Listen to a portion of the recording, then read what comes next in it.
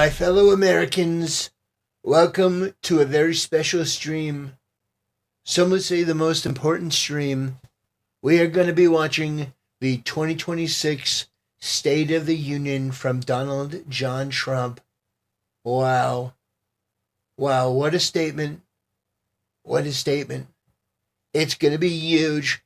Yeah, ladies and gentlemen, welcome. This is a very special evening. We're going to be watching the State of the Union from Donald John Trump. That's right. The President-elect, Mr. Donald John Trump. Yeah, so this has been a very interesting State of the Union already. We covered a video where Democrats, before the State of the Union, said that this State of the Union was like one of the worst, but they hadn't even seen it. And they were too arrogant to admit they hadn't seen it. And already, we have Democrats grandstanding, of course. But this is the interesting one that I want to talk about as they're shuffling on in. Ro Khanna said, "I am honored to bring Haley Robson, a survivor of Epstein's abuse, as my guest to Trump's State of the Union. Their courage moved the nation. I'm appalled by by those smearing her instead of calling for justice against predators." So I just want to point this out, guys. This girl is not a victim. She is a co-conspirator. This is a woman who was bringing girls to Epstein for cash. This is not a victim. The Democrats have chosen, yet again, to defend a criminal. This is not a person that is a victim. This is a victimizer. This is a woman that was bringing... Look. Like, this is completely and totally a done deal. Who did Jeffrey Epstein traffic Haley Robson to? Haley Robson testified she was 16 when a classmate recruited her for massages for Epstein's beach mansion, where he abused her. She then recruited dozens more girls as young as 14 from her school for him, paid $20 per recruit, saying she felt coerced. This is bullshit, because she herself has said she's not a survivor. She was a recruiter and referred to herself as Heidi Fleece. Like, the idea that she is a victim is insane, but the Democrats, they don't care about the truth. They only care about optics, and they think it's an optics win. It's just so incredibly pathetic. Anyway, let's get back to Donald Trump, the man of the hour. Wow. Look at his hair. It's so perfect. Some would say it's perfect. It looks like he's got a little bit of bedhead. Wow.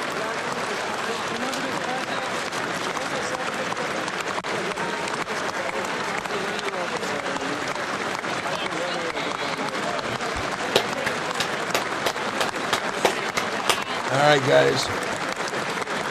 Walk in.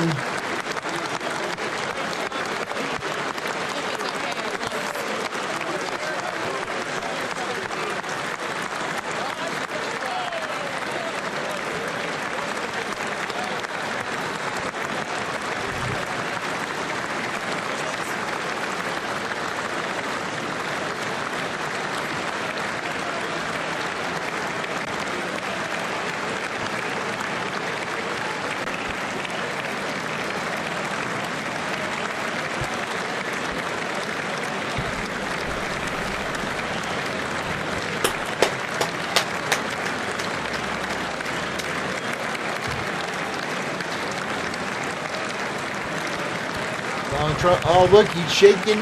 Oh. John Fetterman gets a handshake.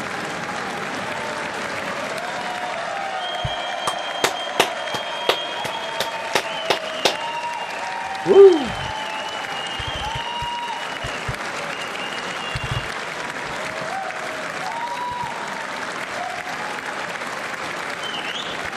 How's the volume, guys?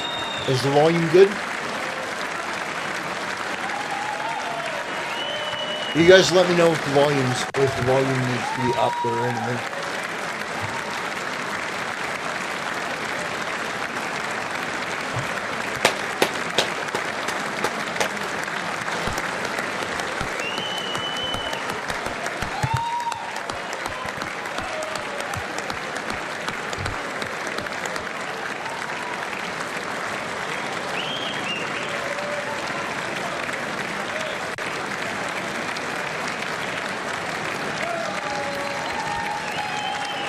Wow. Huge.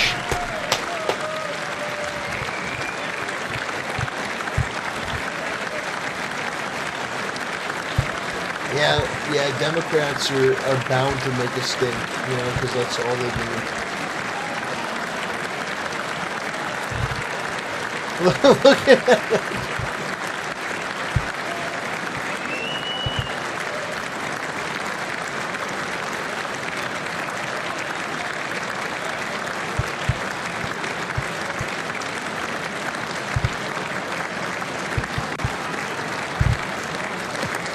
Did you miss anything? No, they're still clapping. Members of Congress, I have the high privilege and distinct honor of presenting to you the President of the United States. Woo! Let's go. All right, guys. Let's strap in. Now we're going to get a speech from Donald John Trump. We're going to see if the Democrats can behave themselves. Probably not. But let's take a look.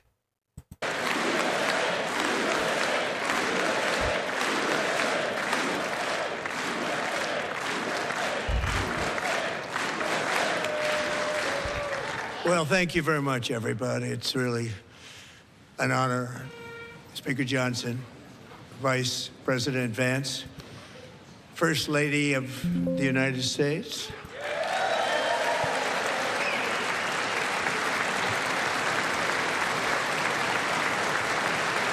Oh, come on. Yeah, it's cool. Oh, God, look how tall he is.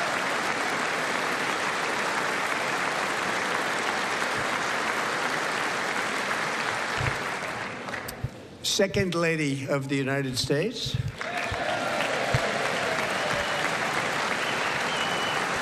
All right, come on. Yeah, oh gosh.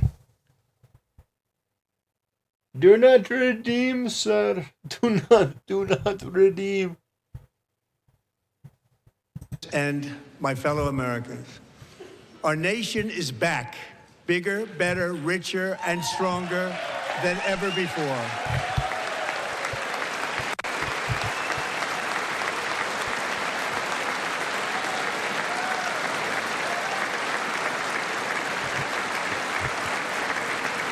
Less than 5 months from now, our country will celebrate an epic milestone in American history, the 250th anniversary of our glorious American independence. This July 4th, we will mark 2.5 centuries of liberty and triumph, progress and freedom in the most incredible and exceptional nation ever to exist on the face of the earth. And you've seen nothing yet. We're going to do better and better and better. This is the golden age of America. The golden age. Wow, look at the Democrats.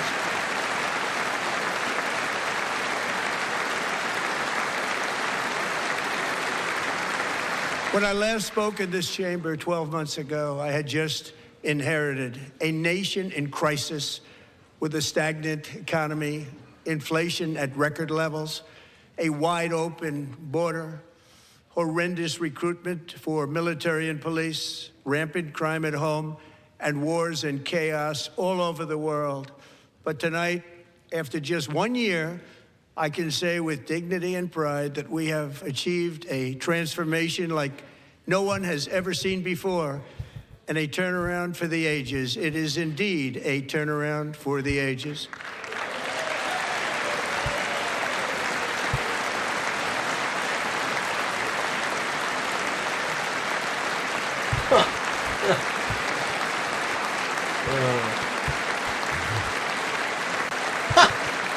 Get him out. Get him out. Get him out. Get him out. Get him out. Yeah, get him out. Tase him. Tase him. A very short time ago. We're not going back. Today, our border is secure.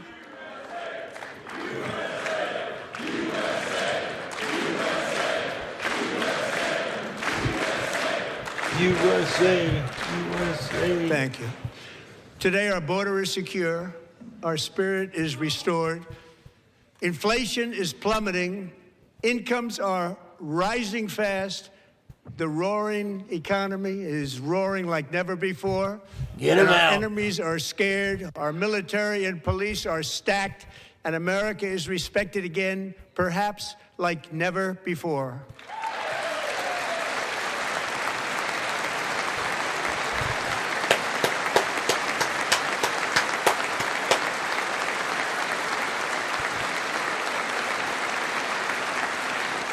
After 4 years in which millions and millions of illegal aliens poured across our borders, totally unvetted and unchecked, we now have the strongest and most secure border in American history by far. Yeah. Guys, we got our border back. Woo! Let's go. Let's go, In border. the past 9 months, 0 illegal aliens have been admitted to the United States.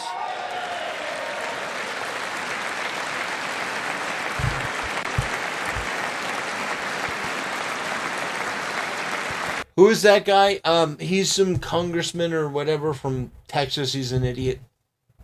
And legally, people that will love our country and will work hard to maintain our country.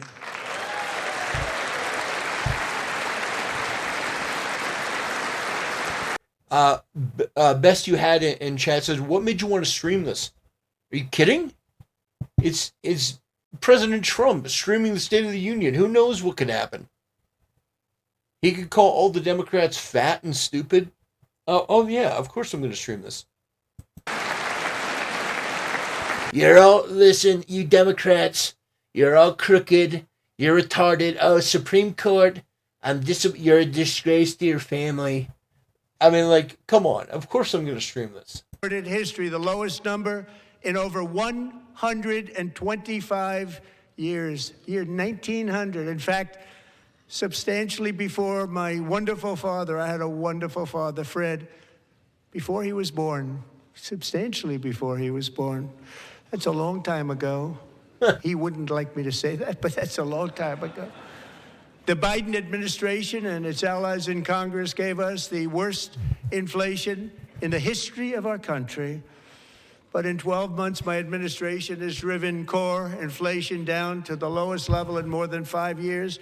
And in the last 3 months of 2025, it was down to 1.7%. Woo!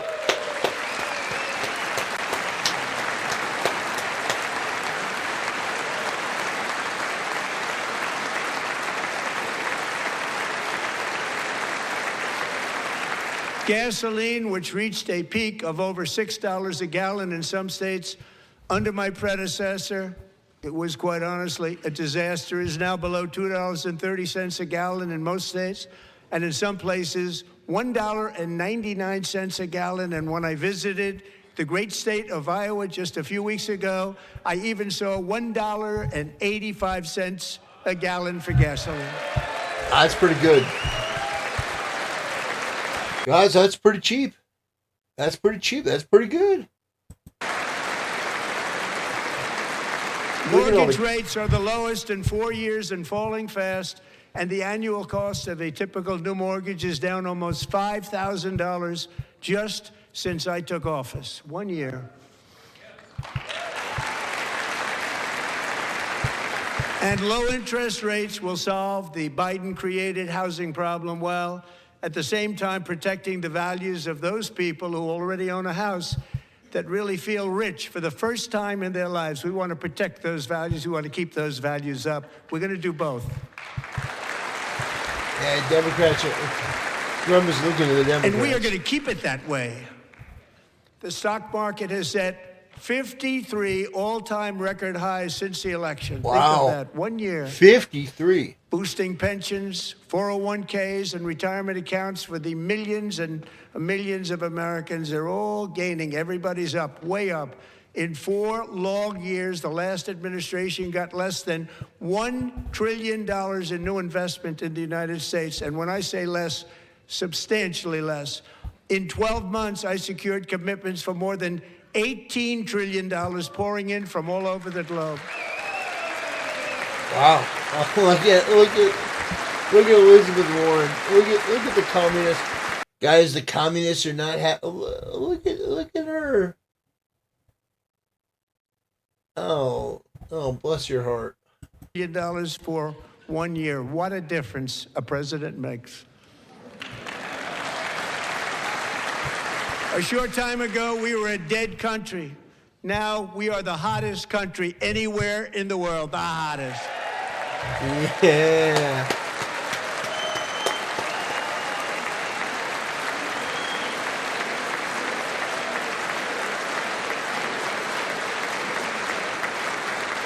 As thousands of new businesses are forming in factories, plants, and laboratories are being built, we have added 70,000 new construction jobs in just a very short period of time. It's getting bigger and bigger and stronger. Nobody can believe what they're watching. American oil production is up by more than 600,000 barrels a day, and we just received from our new friend and partner, Venezuela, more than 80 million barrels of oil. Wow. Wow. Huh. American natural gas production is at an all-time high because I kept my promise to drill, baby, drill. Yeah. Drill, baby, drill.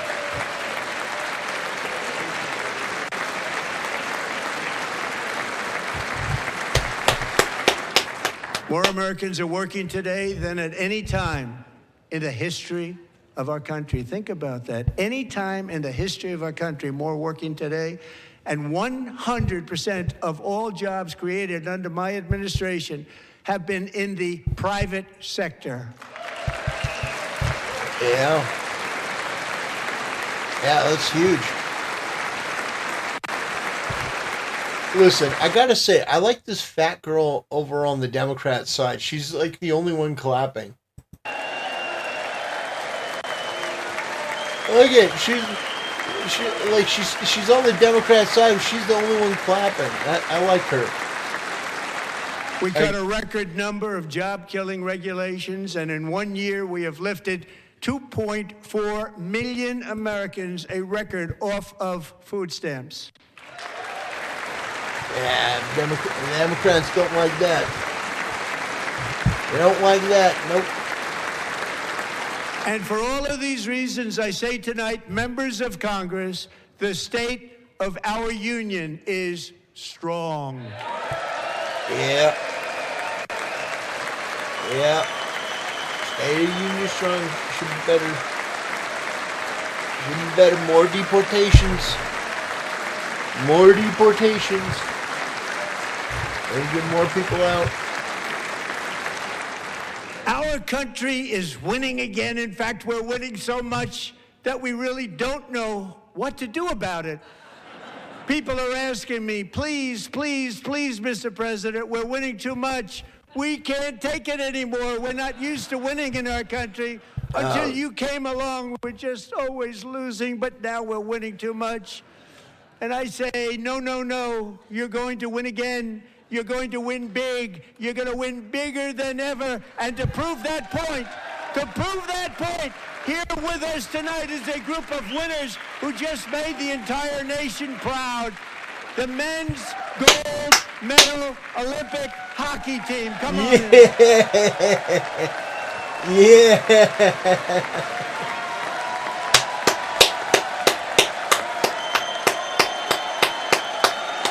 Yeah. Suffolk, Canada. Suffolk, Canada. USA, USA, USA, USA. Suffolk, Canada. You Canadians, you mother Canuckins. You maple syrup sucking candy asses. Oof.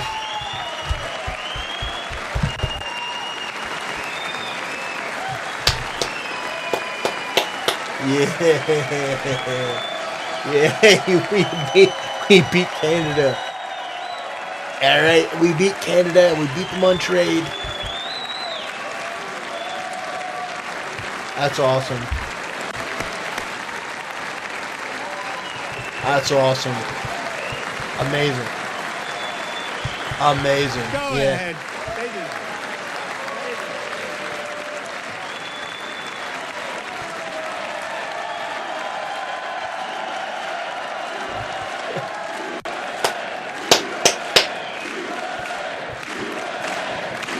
Even some Democrats are standing up. Oh, even some Democrats are standing up. That's crazy. Oh man. That's the first time I've ever seen them get up. And actually, not all of them did get up. But they beat a fantastic Canadian team in overtime, as everybody saw, as did the American women who will soon be coming to the White House. Damn.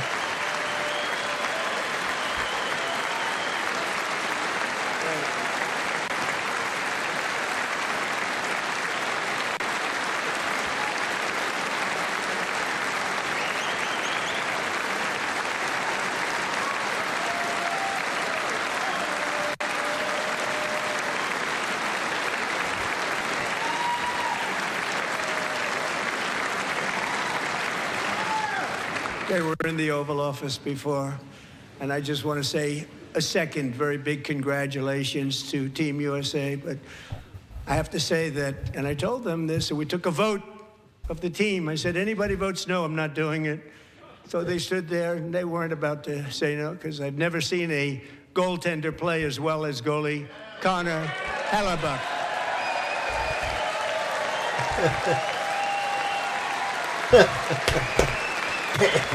What a legend! What a shout out! He played so well. That's crazy. Come on, guys. Yeah, it must feel so good.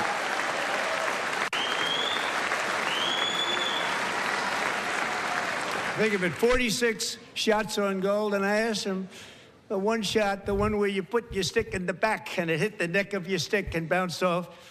Do you practice that, or was that a little lucky? He refused to answer that question. But I just want to tell you that the members of this great hockey squad will be very happy to hear, based on their vote and my vote, and in this case, my vote was more important, that I will soon be presenting Connor with our highest civilian honor, which we will be given, and which has been given to many athletes over the years. But when I say many, not too many, like 12, it's called the highest civilian honor in our country, the Presidential Medal of Freedom.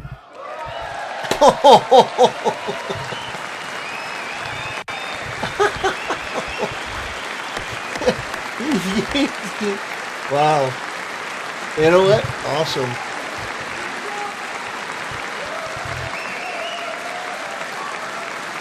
Awesome. Awesome. Yeah. Great athletes have gotten that, very great, the best. And I thought he deserved it. And I did take a vote, every single one of them. I said, I'm not giving it if anybody goes no. And every single one of them rapidly put up their hand. So I want to thank you all. What a special job you did. What special champions you are. Thank you very much. Wow. Hey, Canadians, can we get a wellness check on Canadians watching this? Can we get a wellness check? I mean, oh my gosh. This is brutal. I love it. So I'm also pleased to say that the next time the Olympic torch is lit, it will be here in America for the 2028 Olympics, and it's the summer version right in Los Angeles. We're going to do a good job in Los Angeles.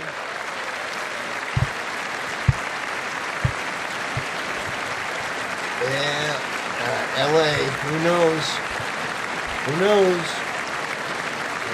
LA's kind of disgusting.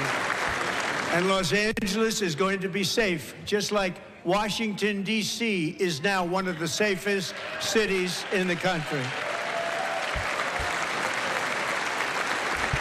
I like this girl. I like this girl singing on And the this Democrat year, side.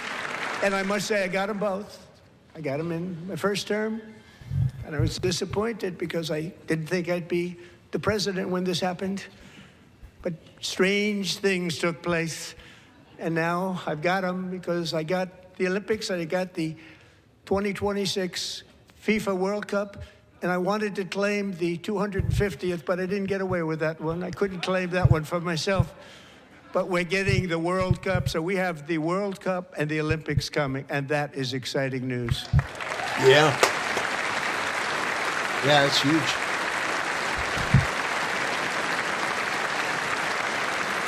So this will be a year to celebrate our country and the heroes who have kept it free. Men like Buddy Taggart. At age 17, Buddy volunteered to defend America in World War II, serving in the Pacific under the great General Douglas MacArthur. He fought bravely in the famous Battle of Manila, worked so hard. He was badly wounded and almost killed by enemy machine guns in Luzon.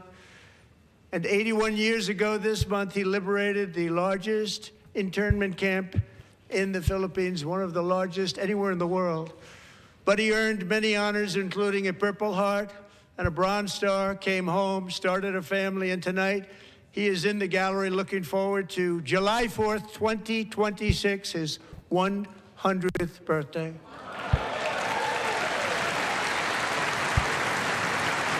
Wow.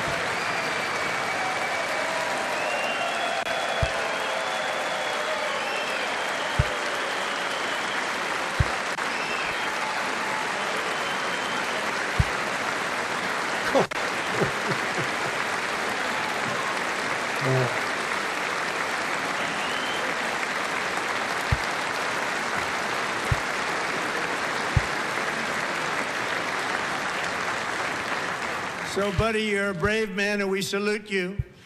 Even in times of challenge, setback, and immense heartache, the spirit of 1776 has always shone through very brightly. It was July 4th of last year when floodwaters tore through a girls' summer camp in Central Texas. One of the worst things I've ever seen. I was there, rising 26 feet in That was brutal. matter of minutes, tragically claiming many, many lives. Gosh. You all remember that one. As the waters threatened to sweep her away, 11-year-old Millie Kate McClament closed her eyes and prayed to God. She thought she was going to die. Those prayers were answered when Coast Guard rescue swimmer Scott Ruskin descended from a helicopter above. Nobody knew where he came from.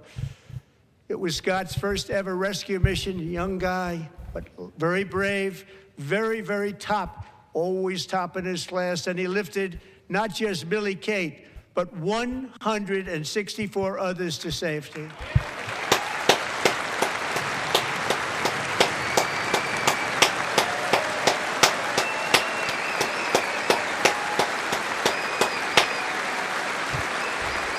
That's amazing.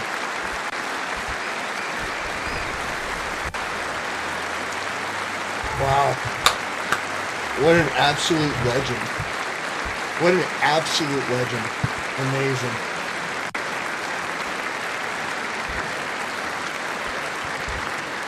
People watched Scott from a distance, and they couldn't believe what they were seeing. The winds were blowing, the rain was pouring, everything was going, and that rapid water, nobody's ever seen anything like it. They said, wow, that's something. Tonight, Scott and Millie Kate are here together, reunited for the very first time. Thank you, Scott, Millie Kate. Wow.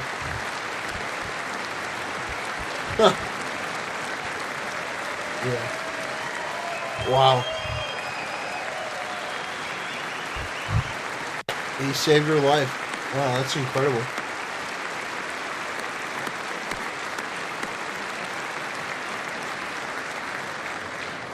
And Petty Officer Ruskin, I'm pleased to inform you that I am now awarding you the Legion of Merit for extraordinary heroism, which is what it was, extraordinary heroism. Thank you. Wow.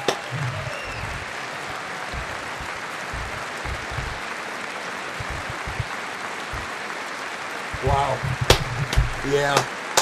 And I'd like to have the military aide to please come down and take care of the service. Military aide, thank you very much. Take care of that very important service. Thank you very much.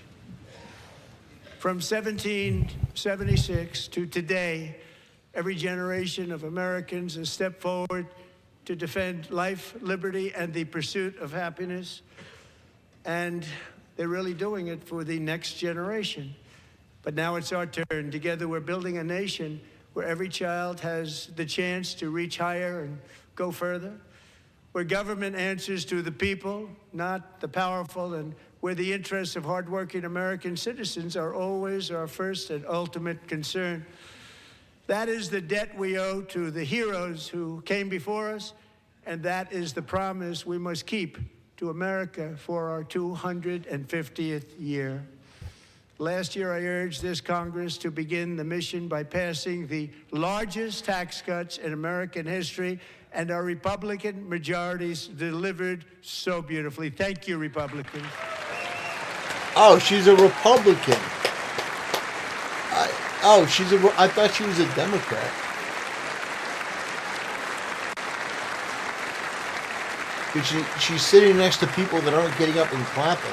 All Democrats, every single one of them, voted against these really important and very necessary massive tax cuts. Oh, look at them.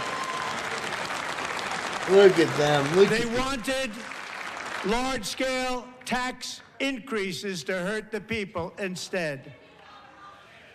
But we held strong, God. and with the Look at him. great, Look at him. He looks like such a bill, slug. we gave you no tax on tips, no tax on overtime, and no tax on Social Security for our great seniors. He does look like a snake.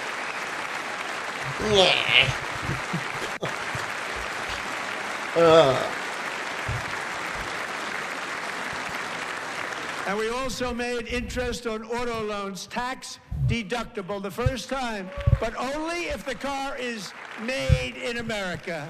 Yeah.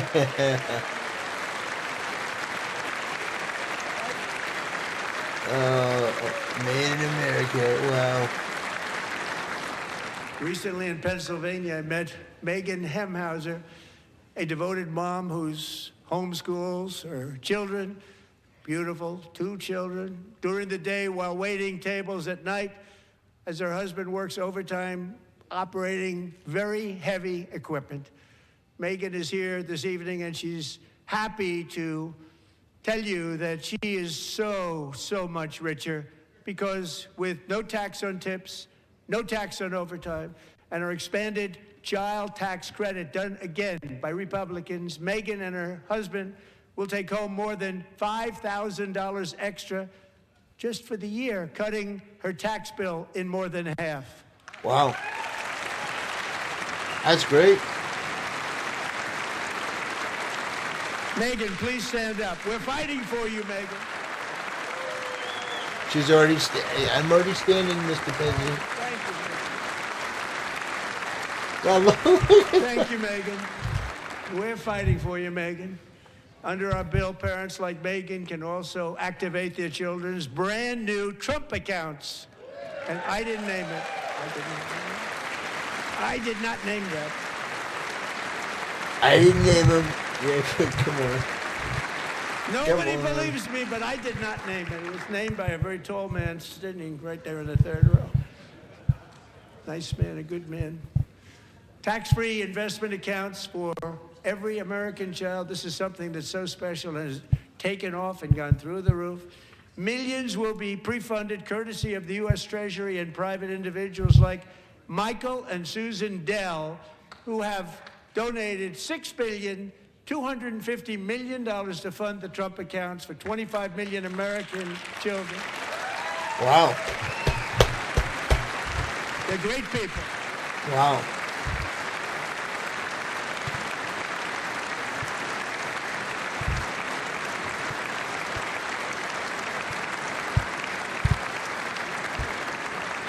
When I asked Michael Dell, how do you make all that money? He said, well, I just sat on my dorm in school and I made computers and I'd sell them to people. And I just kept selling and selling and selling. And pretty amazing story. That's called the American dream. He sold a lot of computers, a lot of those laptops. Yeah. So I congratulate him on that. Is that the same as Dell really computers? him, Yeah, apparently. Susan, as well as others like Brad Gerstner, a very tremendous guy. He was behind it right from the beginning. Brad Gerstner. Thank you, Brad. Wow.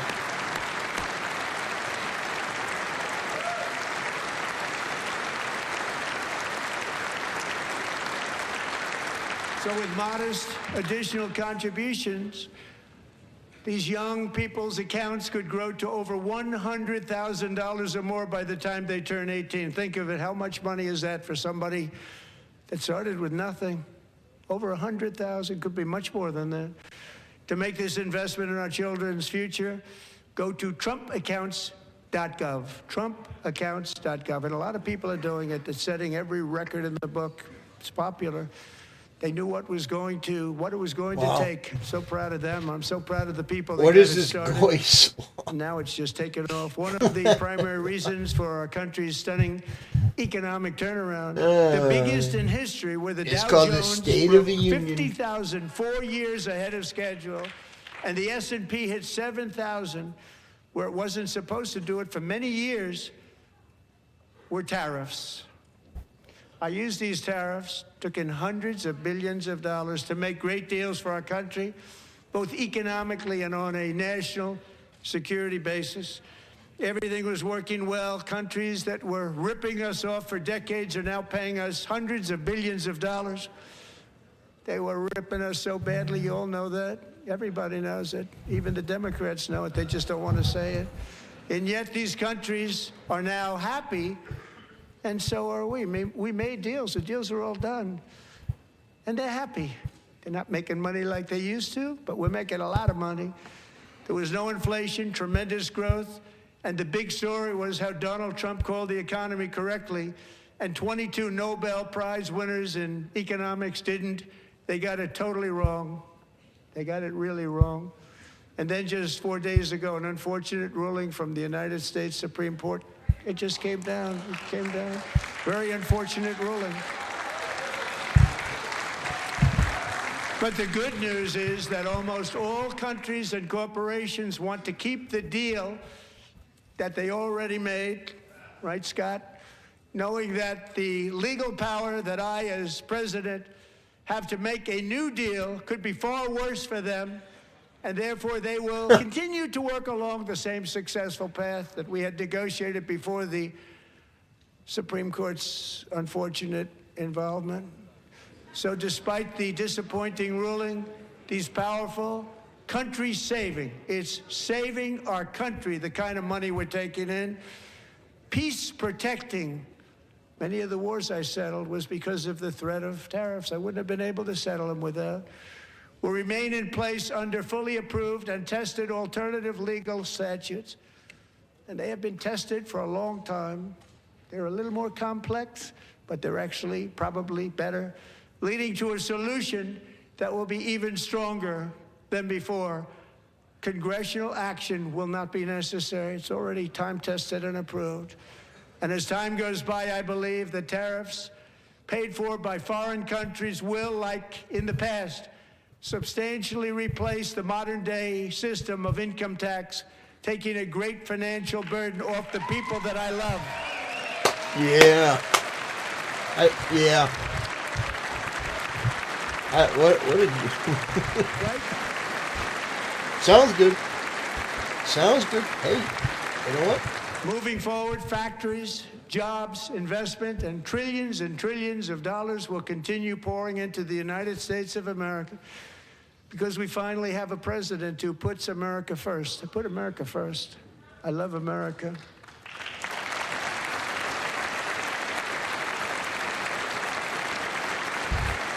Democrats don't. Communists on the left don't.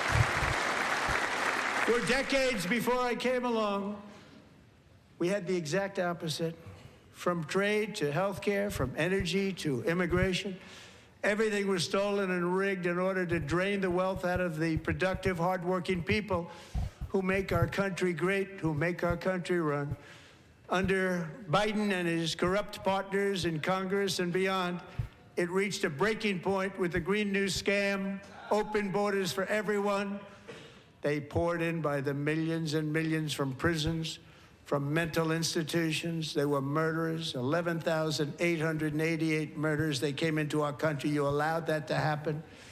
And record-setting inflation that cost the typical family $34,000 in just a speck of time. Now the same people in this chamber who voted for those disasters suddenly used the word affordability, a word, they just used it. Somebody gave it to them, knowing full well that they caused and created the increased prices that all of our citizens had to endure. You caused that problem. You caused that problem.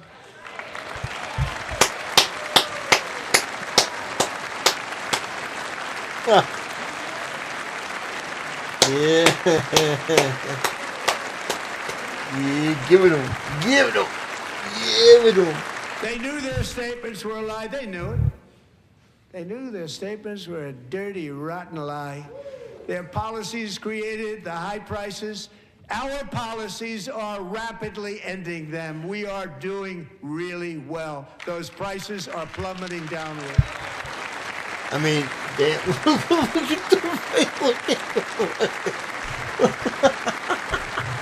The price of eggs is down 60%, Madam Secretary, thank you. The cost of chicken, butter, fruit, hotels, automobiles, rent is lower today than when I took office by a lot. And even beef, which was very high, is starting to come down. Yeah, they look pretty defeated. Just hold on a little while. We're getting it down. And soon you will see numbers that few people would think were possible to achieve just a short time ago. Nobody can believe when they see the kind of numbers, and especially energy, when they see energy going down to numbers like that, they cannot believe it. It's like another big tax cut. I'm also confronting one of the biggest ripoffs of our times, the crushing cost of health care caused by you. Since the passage of the Unaffordable Care Act, sometimes referred to as Obamacare, big insurance companies have gotten rich. It was meant for the insurance companies, not for the people. With our government giving them hundreds and hundreds of billions of dollars a year as their stock prices soared 1,000, 1,200, 1,400, and even 1,700%, like nothing else. That's why I introduced the great health care plan. I want to stop all payments to big insurance companies and instead give that money directly to the people so they can buy their own health care, which will be better health care at a much lower cost. Ah, man, they hate this. They hate this. They're all tweeting, I'm mad. I'm so mad. How can you say that? In addition, my plan requires maximum price transparency. That's a big deal. Sounds so simple, so big. And I did that in my first term, and the Democrats immediately terminated it with full knowledge that they were doing a very bad thing for the people. Costs were going to go way up, and that's what happened, and now I'm bringing them way down on health care and everything else. I'm also ending the wildly inflated cost of prescription drugs like I said. Yeah, that's another win. That's another win. Yeah, he's hitting all the notes. Oh my gosh. Oh my gosh. Other presidents tried to do it, Oh, good. but they never could. They tried. Most didn't try, actually. But they tried. They said they tried. They couldn't do it. They didn't even come close. They were all talk and no action. But I got it done. Under my just enacted most favored nation agreements, Americans who have for decades paid by far the highest prices of any nation anywhere in the world for prescription drugs will now pay the lowest price anywhere in the world for drugs. Let's anywhere. go. Let's go. And the Democrats can't even clap for that. That's so crazy. Democrats are so mad. They're so deflated. Second term. Should be my third term. But strange things happen. I took prescription drugs, a very big part of healthcare, from the highest price in the entire world to the lowest. That's a big achievement. The result is price differences of 300, 400, 500, 600% and more, all available right now at a new website called TrumpRx.gov. And I didn't name that one either, by the way.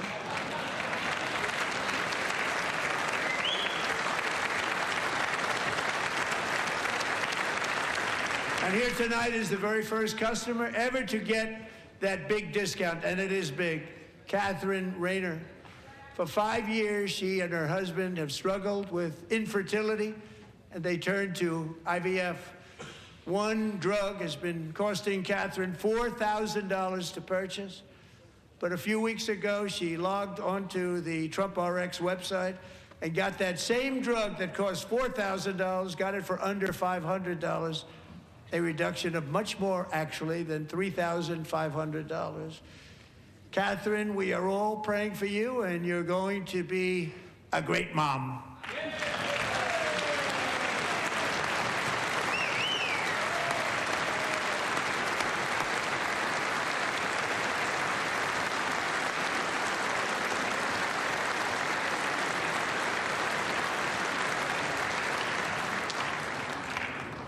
So now I'm calling on Congress to codify my most favored nation program into law. Now, the one thing, I'm not sure it matters because it's going to be very hard for somebody that comes along after me to say, let's raise drug prices by 700 or 800%.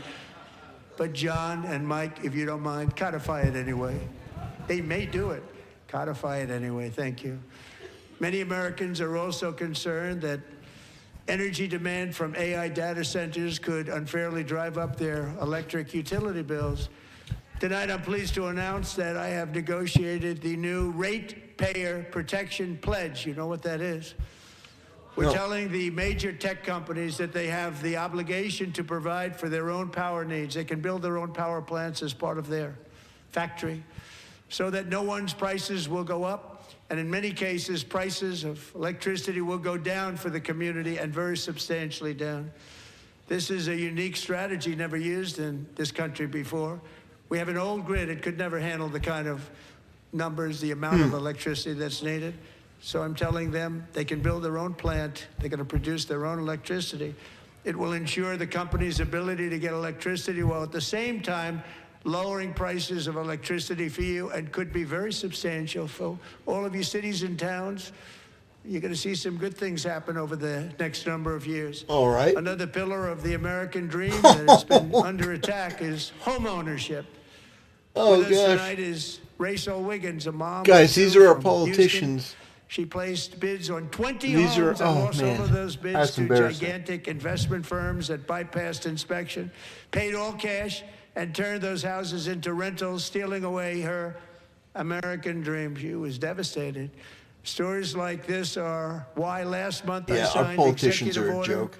to ban large Wall Street investment firms from buying up in the thousands single. Eugene Ray over on Kick says, how's it going, Templar? I am loving the sad look on these Democrats' faces. Oh, man. You know, brother. And now I'm asking Congress to make that ban permanent, because homes for people, really, that's what we want. We want homes for people, not for corporations. Corporations are doing just fine. Racel, thank you very much. Good luck with your home. You'll get one soon. Yeah. A few of them We're also stood, yeah. working to make it easier for Americans to save for retirement. And under this administration, we will always protect Social Security and Medicare. They are not protecting it for our seniors. We will always protect Social Security, Medicare, Medicaid. Look at the Karens. Since I took office, the typical 401k balance is up by at least $30,000. That's a lot of money. We have millions and millions of people, because the stock market has done so well, setting all those records. Your 401ks are way up. Yet half of all of working Americans still do not have access to a retirement plan with matching contributions from an employer. To remedy this gross disparity, I'm announcing that next year my administration will give these often forgotten American workers, great people, the people that built our country, access to the same type of retirement plan offered to every federal worker. We will match your contribution with up to $1,000 each year.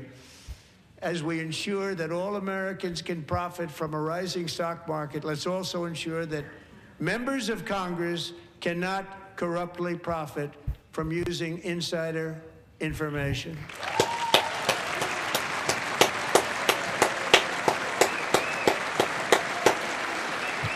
Oh, look, they stood up for that one.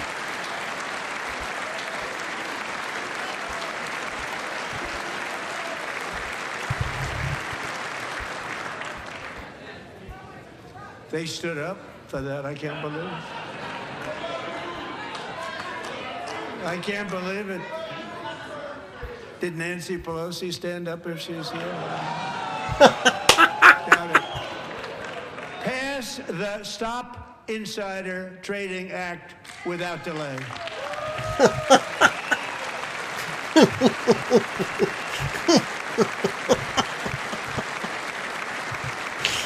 Oh, beautiful. Guys, it's just beautiful. I wasn't sure if anybody even on this side was going to applaud for that. I'm very impressed. Thank you. I'm very impressed. But when it comes to the corruption that is plundering, it's plundering America. There's been no more stunning example than Minnesota, where members of the Somali community have pillaged an estimated $19 billion from the American taxpayer. Oh, we have all the information. And in actuality, the number is much higher than that. And California, Massachusetts, Maine, and many other states are even worse. This is the kind of corruption that shreds the fabric of a nation, and we are working on it like you wouldn't believe.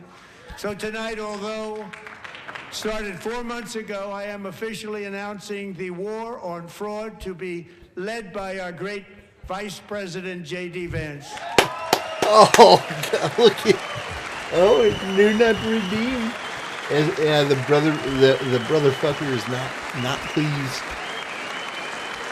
Oh man, yeah, not pleased. We'll get it done.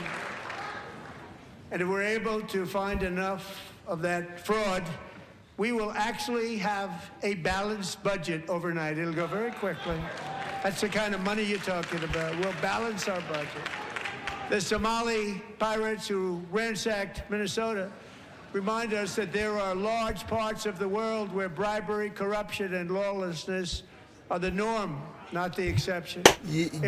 Importing these cultures through unrestricted immigration and open borders brings those problems right here to the USA. And it is the American people who pay the price in higher medical bills, car insurance rates, rent, taxes, and perhaps most importantly, crime. We will take care of this problem. We're going to take care of this problem. Oh, what a We are warthog. not playing games. Delilah. Oh, gosh, what a warthog.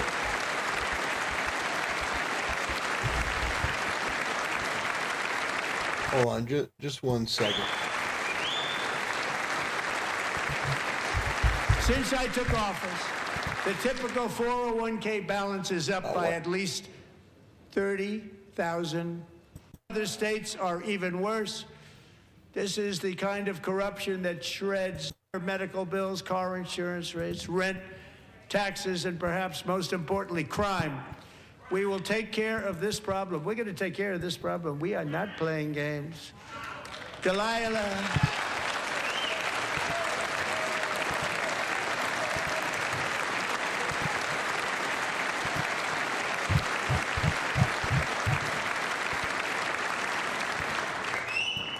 Delilah Colvin was only 5 years old in June 2024 when a 18-wheel tractor trailer plowed into her stopped car traveling at 60 miles an hour or more. The driver was an illegal alien let in by Joe Biden and given a commercial driver's license by open borders politicians in California. Doctors said Delilah would never be able to walk or talk, have a good life. She wouldn't even be able to eat again. But against all odds, she is now in the first grade learning to walk. And she's here this evening with her dad, Marcus, a fantastic man. Wow. Delilah, please, you are a great inspiration. Please stand Wow. up.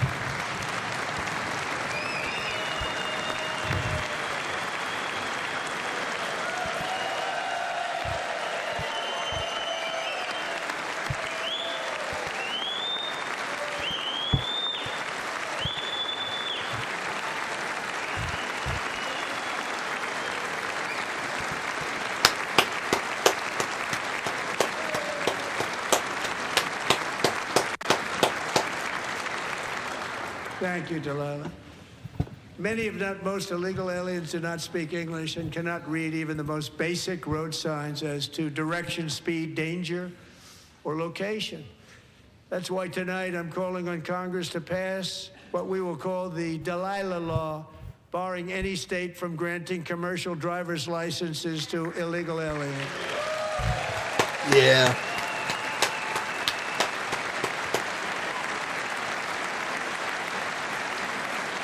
Oh, look at, isn't she precious? Oh, gosh. And yesterday, as you probably saw at the White House, I hosted a ceremony with Americans who lost their treasured loved ones to the scourge of illegal immigration. People came into our country, how we allowed this to happen with our open borders. These are the angel moms and families that for decades our government betrayed and our media totally ignored. It was terrible. Hard to believe, actually. In 2023, a 16-year-old high school cheerleader named Elizabeth Medina was supposed to perform in her town's Christmas parade, but she never arrived. Her mother, Jacqueline, went home to look for her, and she found her lying dead in a bathtub, bleeding profusely after being stabbed 25 times. Elizabeth's killer was a previously arrested illegal alien who had broken in and brutally extinguished the brightest light in her family's life, violently and viciously. Her heartbroken mother is in the gallery to remind everyone in this chamber exactly why we are deporting illegal alien criminals to our country at record numbers, and we're getting them the hell out of here fast. We don't want them. Yeah, come on, we need him faster. Whoa, look! Oh, one of them stood up. Yeah. It was like, oh wait, you're not supposed to stand up.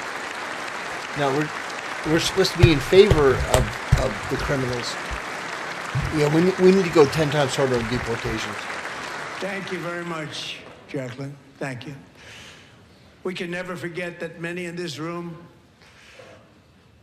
not only allowed the border invasion to happen before I got involved, but indeed they would do it all over again if they ever had the chance. If they ever got elected, they would open up those borders to some of the worst criminals anywhere in the world. The only thing standing between Americans and a wide open border right now is President Donald J. Trump and our great Republican patriots in Congress. Thank you. Thank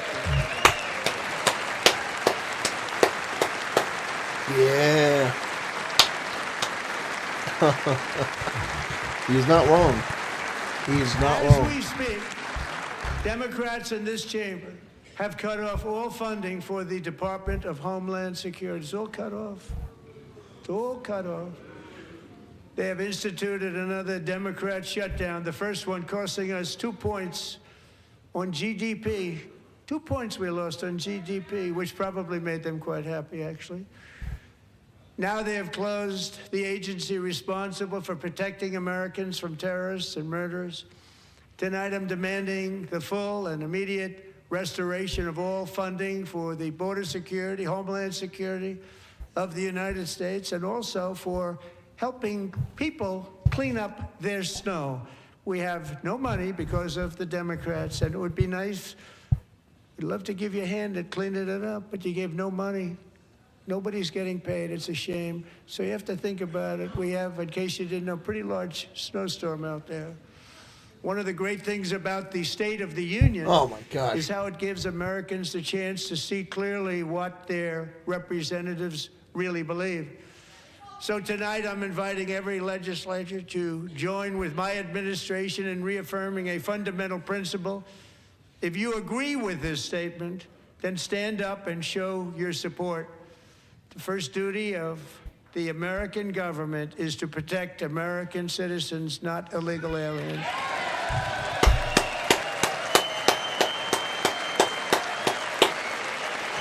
Yeah, look at the Democrats. Ah, God, they're so pathetic. They're so pathetic. God. Man.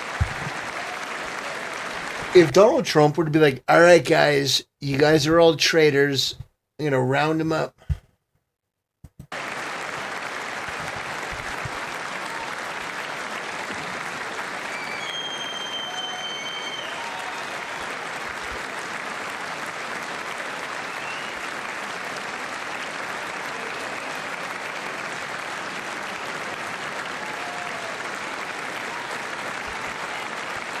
Insurrection Act. You didn't stand up, you're going to jail. Traitors.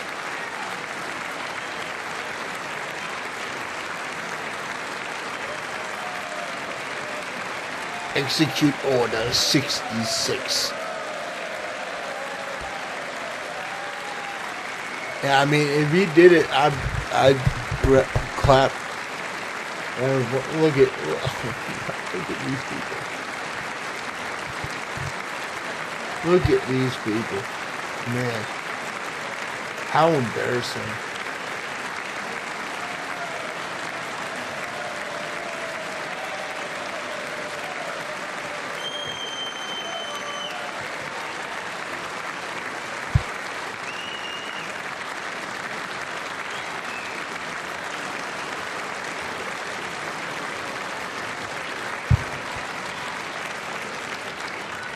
Isn't that a shame? You should be ashamed of yourself not standing up. You should be ashamed of yourself.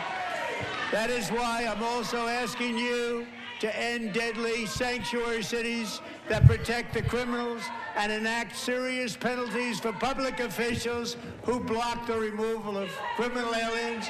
In many cases, drug lords, murderers all over our country, they're blocking the removal of these people out of our country, and you should be ashamed of yourself. Devin's getting absolutely smited. Absolutely smited, guys. We need to bring back smited. The Democrats are being smited, and it is absolutely beautiful. Absolutely smited. And perhaps most importantly, I'm asking you to approve the Save America Act. Yeah.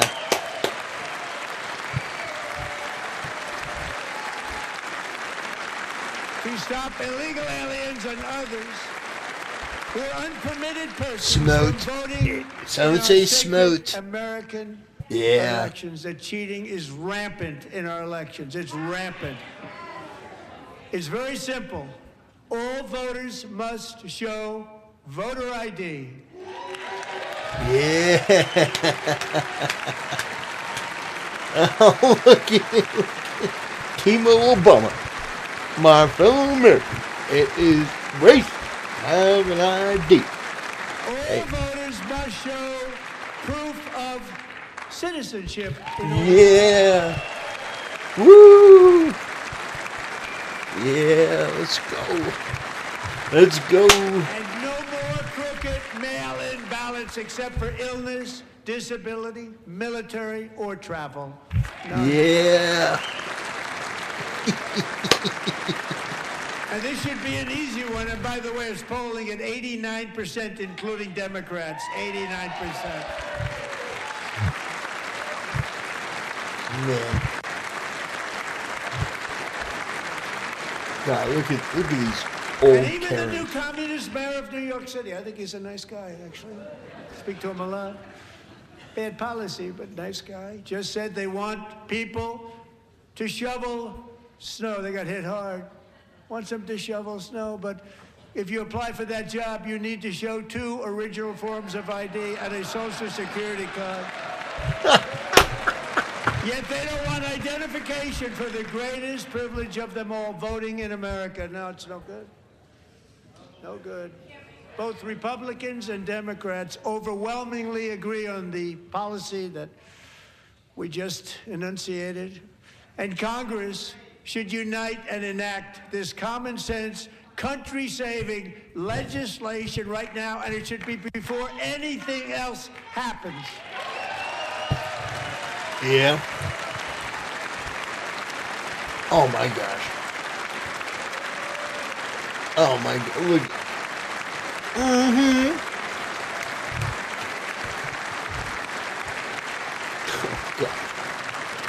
Oh god. And the reason they don't want to do it, why would anybody not want voter ID? One reason, because they want to cheat. There's only one reason. They make up all excuses. They say it's racist. They come up with things you almost say, what imagination they have. They want to cheat. They have cheated. And their policy is so bad that the only way they can get elected is to cheat. And we're going to stop it. We have to stop it, guys. Yeah, let's go. Let's go, baby. Yeah. Come And here's on. one more opportunity to show common sense in government. In the gallery tonight are Sage Blair and her mother, Michelle. In 2021, Sage was 14 when school officials in Virginia sought to socially transition her to a new gender, treating her as a boy and hiding it from her parents. Hard to believe, isn't it? Before long, a confused Sage ran away from home after she was found in a horrific situation in Maryland. A left-wing judge refused to return Sage to her parents because they did not immediately state that their daughter was their son. Sage was thrown into an all-boys state home and suffered terribly for a long time. But today, all of that is behind them because Sage is a proud and wonderful young woman with a full-ride scholarship to Liberty University. Sage, Let's go. Please stand up. Let's go. Get these, Oh, come on.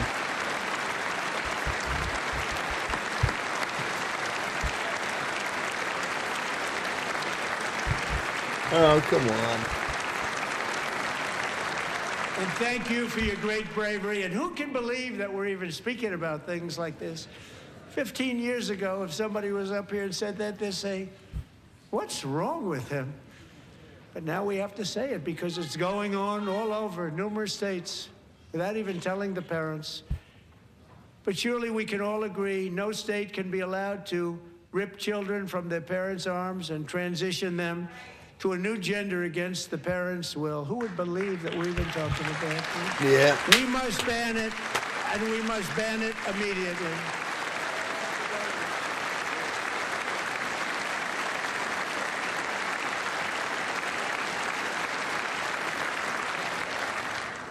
Look, nobody stands up.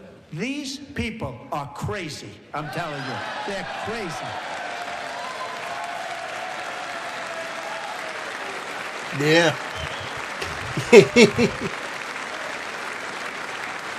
Amazing. Gentlemen. Boy, oh boy. We're lucky we have a country. With people like this, Democrats are destroying our country, but we've stopped it just in the nick of time, didn't we? Yeah. Yep. Whew. No Get one 'em. cares more about protecting America's youth than our wonderful First Lady. Now a movie star. She's a movie star. Can you believe it? Who would have believed that? Over the past year, she has had an incredible impact championing AI legislation, advancing a landmark executive order on foster care, and helping secure $30 million to launch the Melania Trump Foster Youth to Independence Initiative. It's a tremendous, really a tremendous thing that happened and had a lot of bipartisan support. She gets much better bipartisan support than I do. I get none. She gets a lot. Someday you're going to have to tell me how you did that. And students and educators in every state have joined the First Lady's efforts in the presidential AI challenge, keeping America's next generation positioned to succeed and strongly succeed in the A future. little cold. Tonight we welcome two young people She's very whose attractive, lives though. reflect the First Lady's impact, Sierra Burns and Everest Nevermont.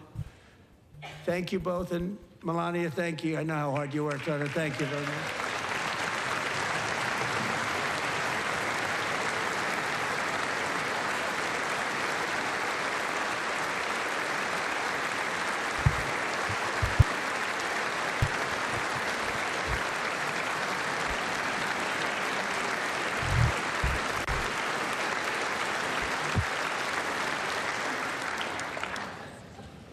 I'm very proud to say that during my time in office, both the first 4 years and in particular this last year, there has been a tremendous renewal in religion, faith, Christianity, and belief in God. Tremendous renewal.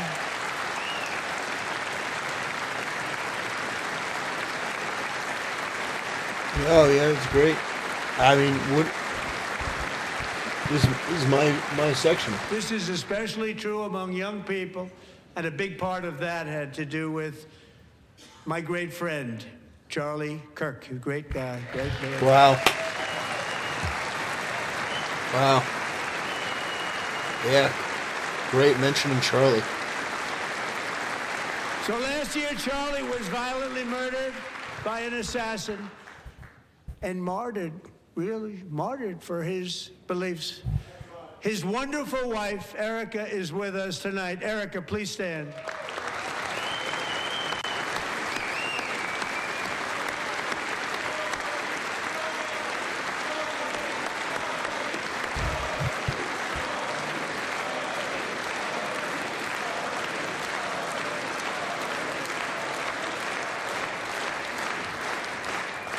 Thank you, Erica. Been through a lot. In Charlie's memory, we must all come together to reaffirm that America is one nation under God, and we must totally reject political violence of any kind.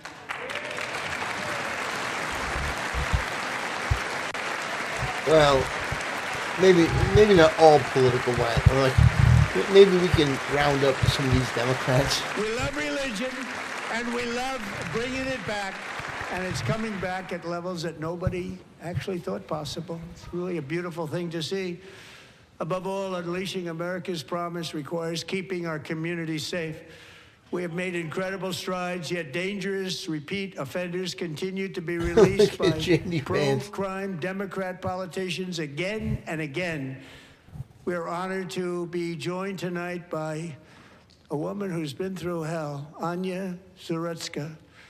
In 2022, she and her beautiful daughter, so beautiful, what a beautiful young woman, Irina, fled war-torn Ukraine to live with relatives near Charlotte, North Carolina. And by the way, what's going on with Charlotte? Last summer, 23-year-old Irina was riding home on the train when a deranged monster who had been arrested over a dozen times and was released through no cash bail stood up and viciously slashed a knife through her neck and body. No one will ever forget. There were people on that train. No one will ever forget the expression of terror on Irina's face as she looked up at her attacker in the last seconds of her life. She died instantly. She had escaped a brutal war only to be slain by a hardened criminal set free to kill in America. Came in through open borders. Mrs. Zaretsky, tonight I promise you we will ensure justice for your magnificent daughter. Awesome. Irina. Yeah, awesome. Yeah. Prosecute the Democrat judge, the politicians, round them up, throw them in jail.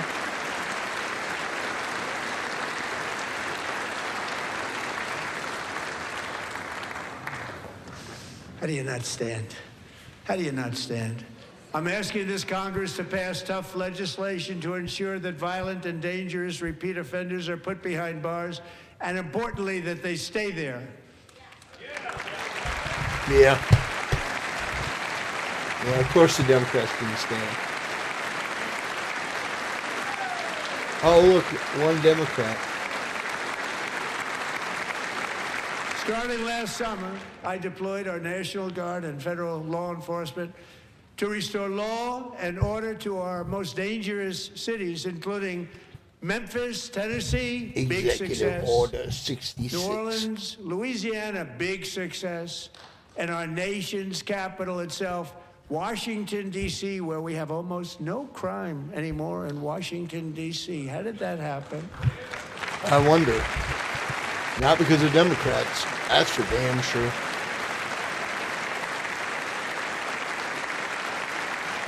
In fact, crime in Washington is now at the lowest level ever recorded, and murders in D.C. this January were down close to 100% from a year ago.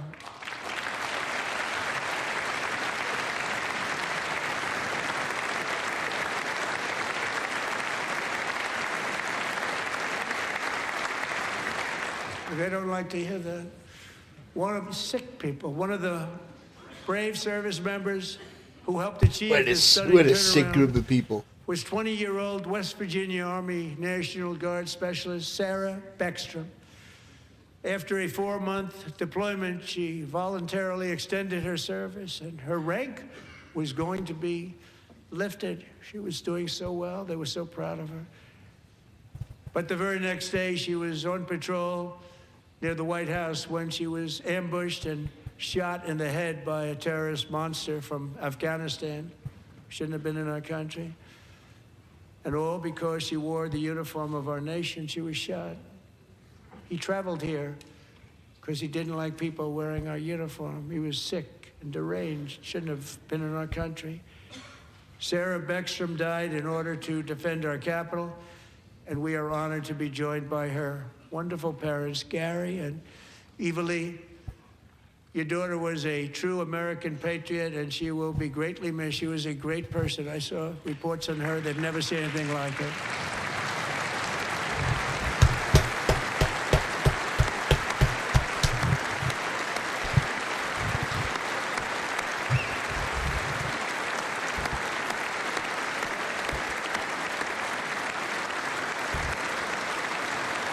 Wow.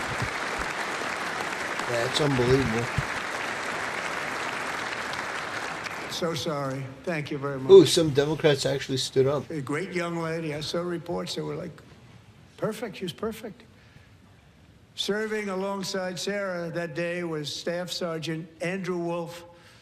The terrorist shot Andrew in the head, and no one thought he could possibly make it. The two of them, Sarah and Andrew, both shot violently in the head. Neither was expected to make it. They weren't even given a chance, except his wonderful mother, named Melody, who I spoke to the same night, and she was so positive. The doctors thought that Andrew was gone, but his mother said, no, Mr. President, Andrew will be fine. He's going to make it. I've never seen anything like it. I mean, Looks like Shane he was Gillis. given almost no chance. She said, I have no doubt, sir, he's going to be okay. This was a conversation that I had with her that night. with her son laying helplessly in bed, blood all over. Everybody is praying, she said. Sir, he will be okay. The doctors didn't understand what she was saying. And after looking at the results of the damage done, neither did I. She was so strong and conclusive that even Andrew's great father felt she didn't really understand the gravity of the situation. But she turned out to be right. Right, Melanie? She turned out to be right.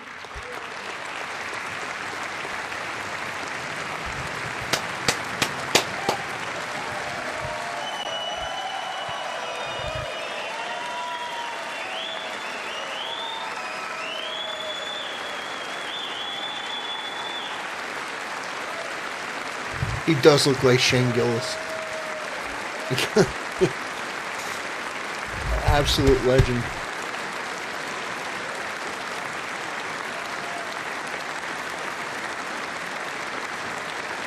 Yeah, you gotta have faith. Amazing, actually. I said, where does this woman come from? She's the most positive person I've ever met. With God's help, Andrew has battled back from the edge of death, and we're talking about the edge of death, on his way to a miraculous recovery. He's got a little work to do, but he's doing great. Nice to see you. He's a good-looking guy. Nice to see you. Thanks, Andrew. Thank you very much.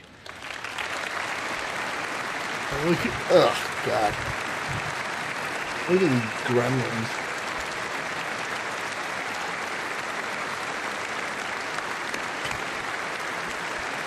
Yes, he does look like Shane Gillis. So, Andrew, while you're up, now I'm going to ask a highly respected General James Seward to present Staff Sergeant Andrew Wolf and the great family of Sarah Beckstrom with the award created by our late, great President George Washington himself. It's called the Purple Heart.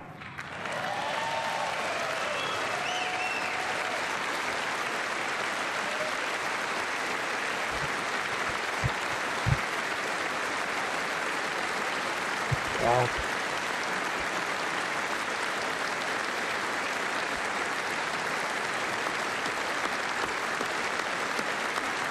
Yeah.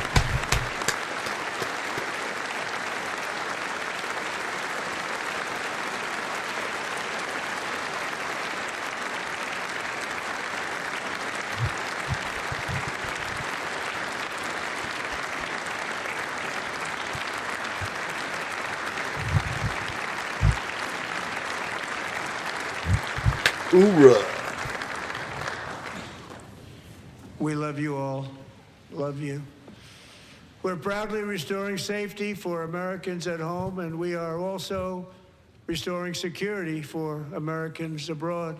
Our country has never been stronger. My first 10 months, I ended 8 wars, including Cambodia. Marco Rubio's like, you. Sick people. Cambodia and Thailand. Pakistan and India would have been a nuclear war. 35 million people said the Prime Minister of Pakistan would have died if it were not for my involvement. Kosovo and Serbia, Israel and Iran, Egypt and Ethiopia, Armenia and Azerbaijan, the Congo and Rwanda, and of course the war in Gaza, which proceeds at a very low level. It's just about there. And I want to thank Steve Witkoff and Jared Kushner for your help. Thank you, Steve. Thank you, Jared.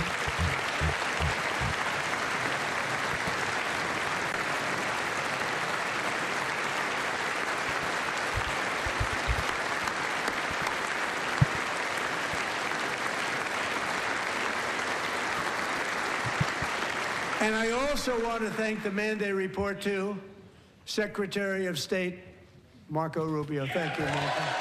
Yeah, Big Marco. Big Marco. You're no longer little Marco. You're no longer little Marco, you're Big Marco now. People like you. You know, Marco got 100% of the votes when he was in confirmation. I think our next one was about 54%. And some of the Democrats are now saying, I can't believe we approved that guy. And he said it's an honor that they feel that way, right, Marco? You have done a great job, great Secretary of State. I think he'll go down as the best ever.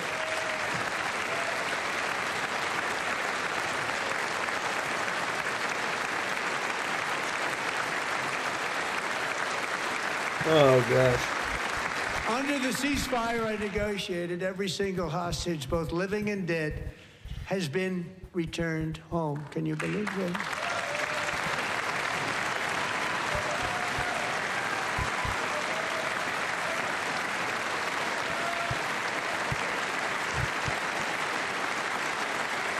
Nobody thought it was possible. Nobody thought that was possible. Both living and dead. And those parents who had a dead son, their boy, they'd always tell me their boy, they wanted him as much as though he were living. It was an amazing period of time. And they came back, and when we got all of the living hostages back, and many, many before them, but I always said those last 20 are going to be very tough, but we got many, many more, hundreds. But I said those last 20 are going to be tough. We got them back. But we only got back 14 or 15 of the dead, of the 28. And believe it or not, Hamas worked along with Israel, and they dug, and they dug, and they dug. It's a tough thing to do, going through bodies all over, passing up 100 bodies sometimes for each one that they found. Tough job. And they finally got it back to 27. And then Steve and Jared, they got it back to 28. They found all 28. Nobody thought that was possible, but we did it. And I remember the family of the 28th. They were so grieved, but they were so happy. You just noticed they had a suit on? It's possible to be. They had their boy back. The mother said, sir, we have our boy back. What a period of time that was, but we got them all back. So thank you both very much. Great job. Good. You think Biden could have done that? Kamala?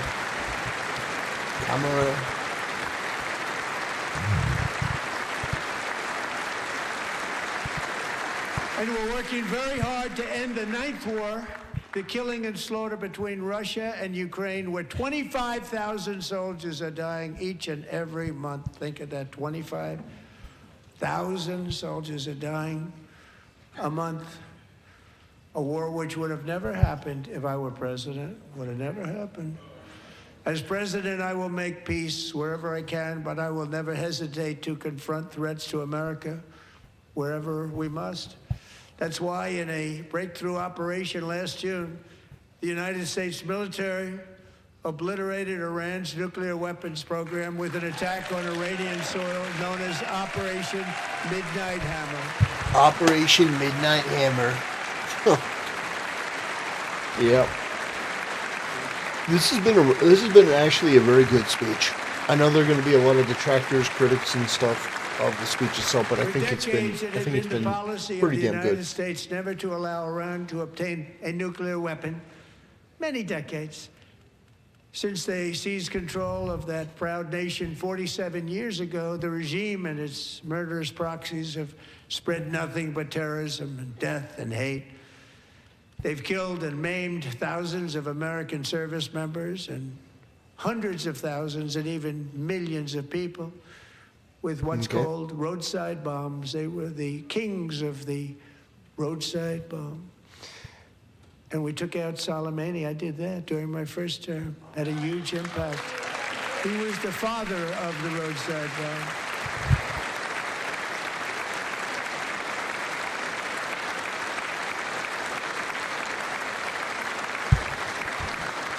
And just over the last couple of months, says, I'm done with all this crap. They've killed at least, I don't blame you. 32,000 protesters. I don't blame you, but 32,000 protesters in their we're own still in the country. fight. We're They still shot in them the and fight. hung them. We stopped them from hanging a lot of them with the threat of serious violence. But this is some terrible people. They've already developed missiles that can threaten Europe and our bases overseas, and they're working to build missiles that will soon reach the United States of America. After Midnight Hammer, they were warned to make no future attempts to rebuild their weapons program, and in particular, nuclear weapons. Yet they continue, starting it all over. We wiped it out, and they want to start all over again, and are at this moment again pursuing their sinister ambitions. We are in negotiations with them. They want to make a deal, but we haven't heard those secret words. We will never have a nuclear weapon. My preference. Yeah.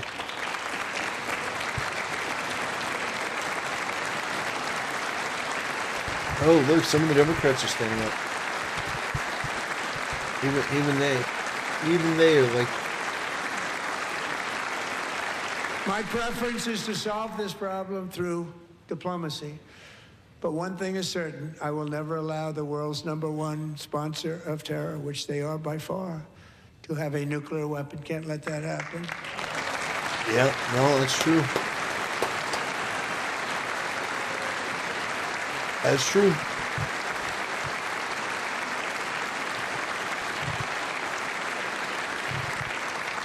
And no nation should ever doubt America's resolve. We have the most powerful military on earth. I rebuilt the military in my first term.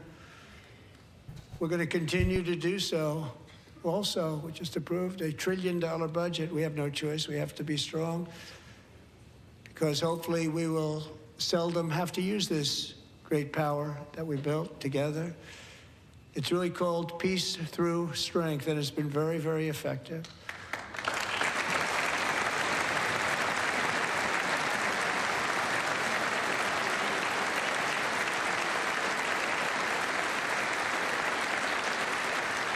So thanks to Republicans in Congress, we're investing that record number of dollars, have no choice, in the United States Armed Forces. Also creating a lot of jobs, but we're not even doing it for that reason.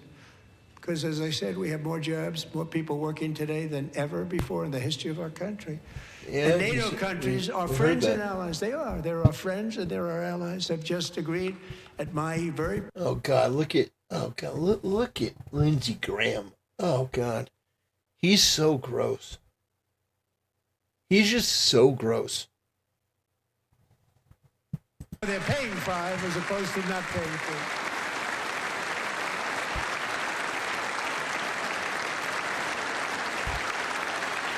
Well, he's starting to win over like some of the Democrats. And getting that 5% was something which everyone said would never be done, could not happen. We got it really easily with one meeting. And big difference between 2% that's not paid. We were paying the freight of many of them. Very few were paid up. Now 5%, then they're paid. And everything we send over to Ukraine is sent through NATO, and they pay us in full. They pay us totally in full. Every branch of our armed forces is setting records for recruitment. This is so exciting. And every service member recently...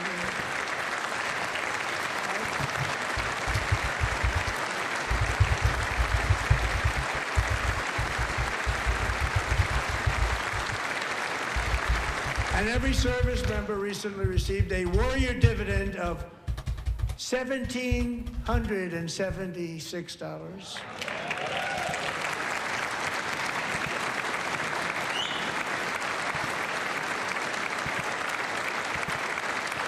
You know, they put it on my desk. We got the money from tariffs and other things, a lot of money we have. We have much more money than people understand. Have to rebuild that program a little bit, but it won't take long. But we got the money, and it was $1,775, and they wanted my approval. And I said, what's the number? $1,775. I said, wait a minute, for $1 more, we can have $1,776. It's going to... I said, we're going to figure that. I never asked anybody if we could afford it. $1 more. I said, $1,776. And I said, that's good. And I'll tell you what, our military, that was 4 months ago, our military, I never see a person in the military that doesn't thank me for it, so we're honored to do it. They deserve it. And we call it 1776. It was great. And we love our military. We love our law enforcement. We love our firemen. You know, the firemen don't get mentioned enough. We love our firemen. We're also...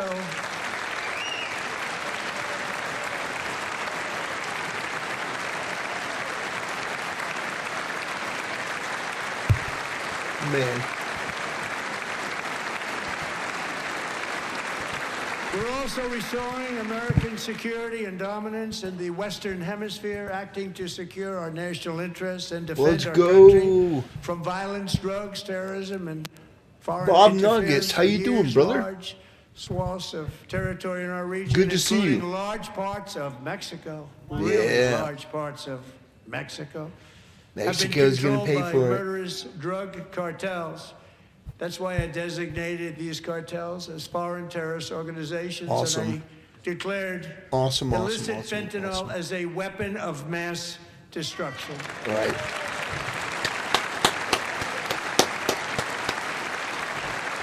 Guys, the cartel is a domestic terrorist organization. We're going to wipe it off the face of the earth. It's going to be like, wow. With our new military campaign, we have stopped record amounts of drugs coming into our country and virtually stopped it completely coming in by water or sea. You probably noticed that.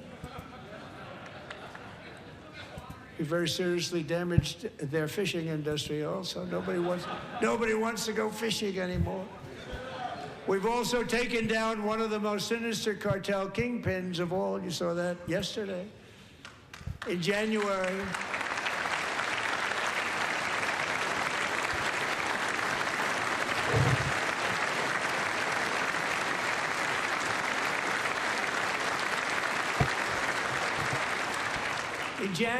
elite American warriors carried out one of the most complex, spectacular feats of military competence and power in world history. No one's seen anything like it. Foreign leaders, I won't tell you who, called me and they said, very impressive, very impressive. They couldn't believe, they all watched. They saw what happened. This is a different fighting force that we had years ago when we fought to tie. You know, it's a great fighting force. I'm so proud of it. Look at Space Force. Space Force is my baby. Because we did that, my baby is becoming so important. He's a big growing boy. A boy so strong. A boy wicked strong.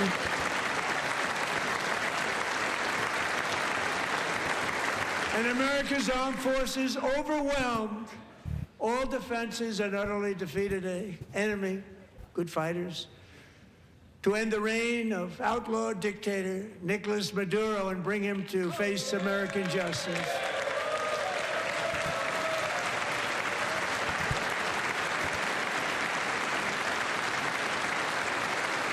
And this was an absolutely colossal victory for the security of the United States, and it also opens up a bright new beginning for the people of Venezuela. We're working closely with the new president of Venezuela, Delcy Rodriguez, to unleash extraordinary economic gains for both of our countries and to bring new hope to those who have suffered so terribly. They really did suffer. With us tonight is Alejandro Gonzalez. He grew up in a tight-knit Venezuela. I thought he was going to say, with us tonight is Maduro, and have him come out in like shackles and look, guys, here's Maduro. He thought he was so tough. He thought he could talk shit to Trump. And her uncle again. She feared for her own life also. But since the raid, we have worked with the new leadership, and they have ordered the closure of that vile prison and released hundreds of political prisoners already, with more to come. Alejandro, I'm pleased to inform you that not only has your uncle been released, but he is here tonight. We brought him over to celebrate his freedom with you in person. Enrique, please come down. Wow, that's pretty huge. Are the Democrats leaving? Democrats are... Some Democrats are walking out. Oh, look at that.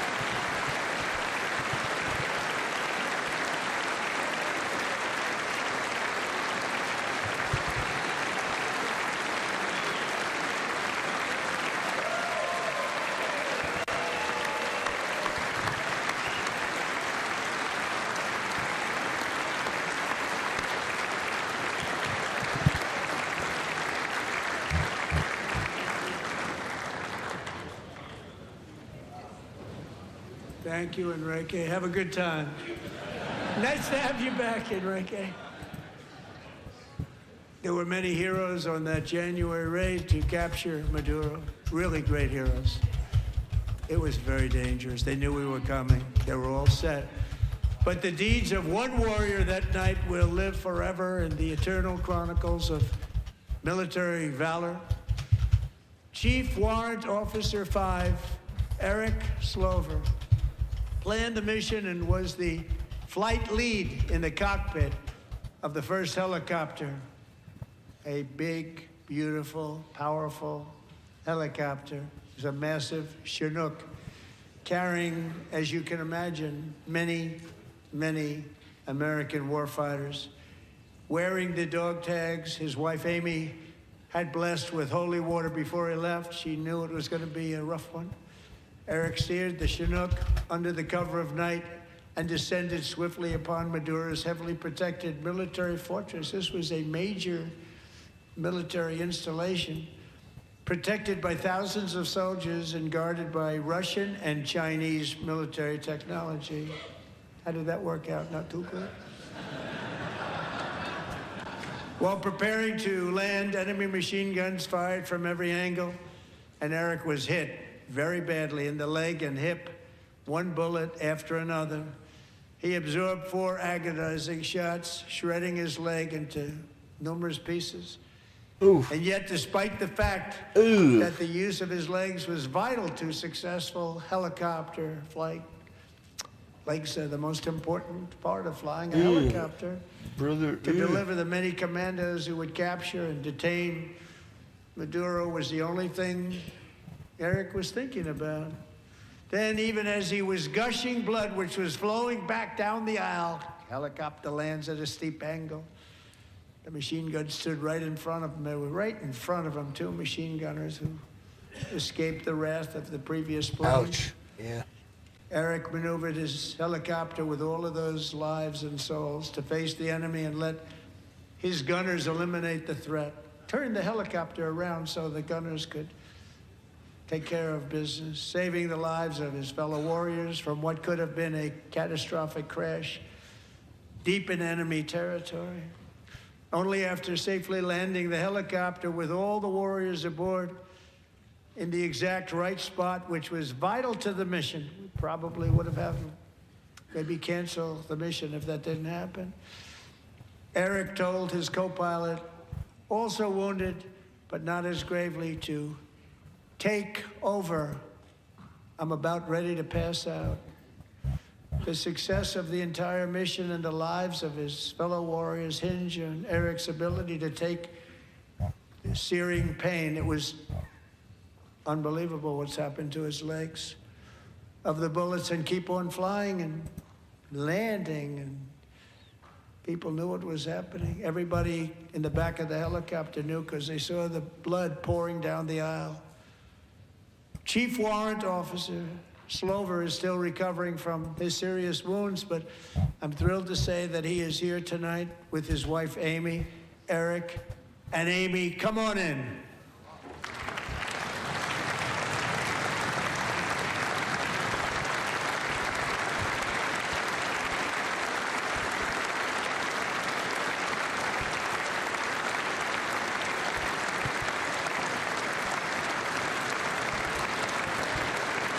God. Yeah, it's massive.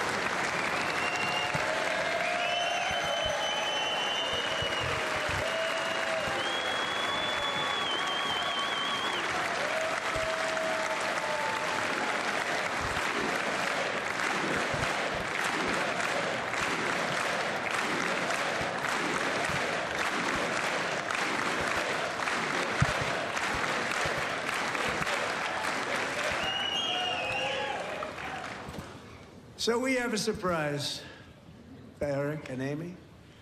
In recognition of Eric's actions above and beyond the call of duty, I would now like to ask General Jonathan He said call of Braga duty.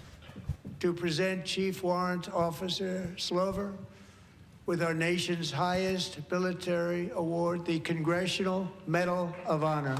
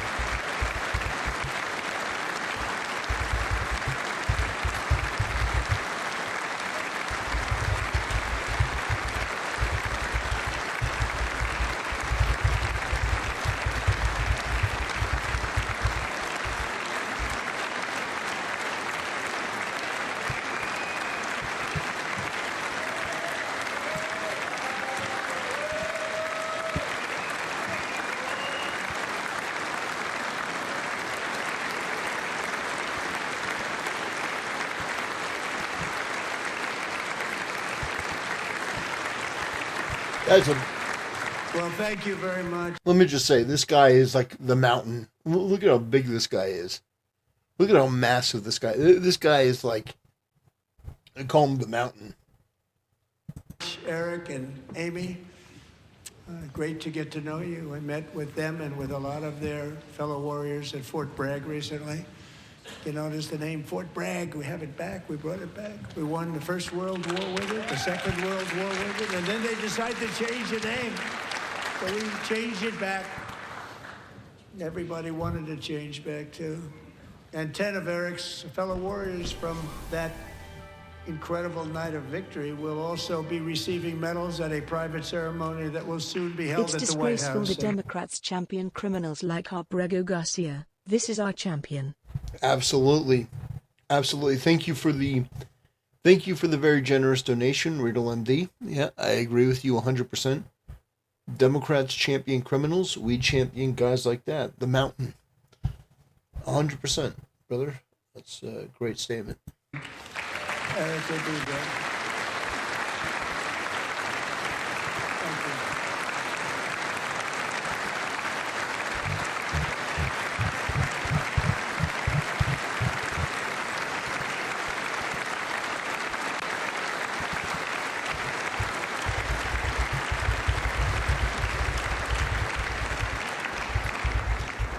Thank you, Eric. That's a big one. Tonight we've celebrated many truly extraordinary American patriots, but there is one last living legend to honor before we go. He is one more heroic American aviator, Navy fighter pilot. Royce Williams served in World War II, Korea, Vietnam, flying more than 220 missions. In the skies over Korea in 1952, Royce was in the dogfight of a lifetime, legendary dogfight. Flying through blizzard conditions, his squadron was ambushed by 7 Soviet fighter planes. It was his first aerial combat of the war, and despite being massively outnumbered and outgunned, Royce led the takedown of 4 enemy jets and almost destroyed the others, vanquishing his adversaries while taking 263 bullets to his own plane and being seriously hurt. His story was secret for over 50 years. He didn't even want to tell his wife, but the legend grew and grew. But tonight, at 100 years old, this brave Navy captain is finally getting the recognition he deserves. He was a legend long before this evening. Royce, please stand up, and I will ask the First Lady of the United States to present Captain Royce Williams with his Congressional Medal of Honor.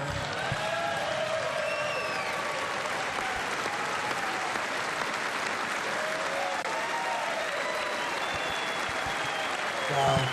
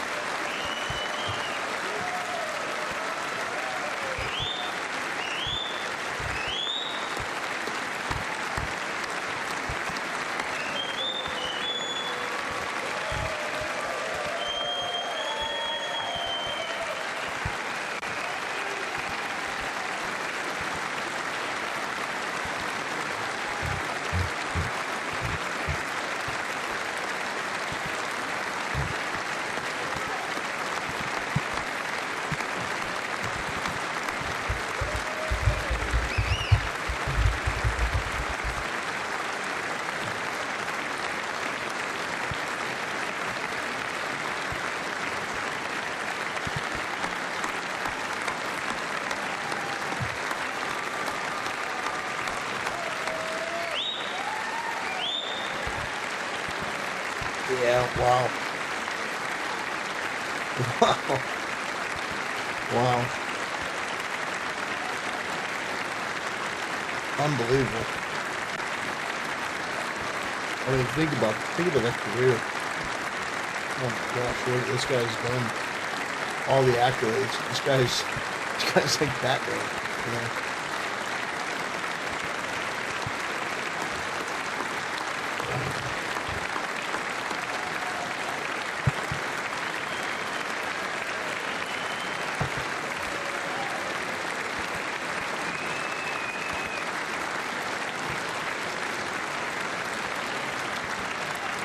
Mega Bass indeed.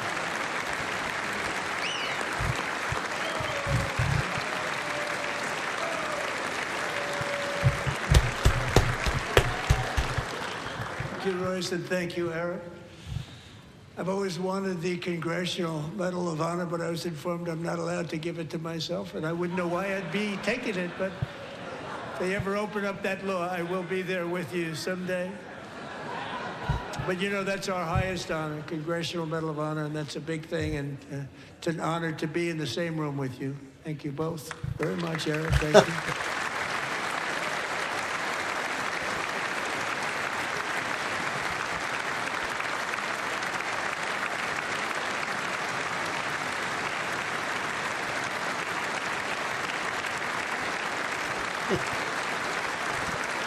Thank you. 250 years is a long time in the life of a nation, but in another sense, it's really a mere moment in the eye of history. Two of the gentlemen we met in the gallery this evening took their first breaths 1 century ago, 100 years before that, on July 4th, 1826, the author of the Declaration of Independence, brilliant, Thomas Jefferson, drew his last breath.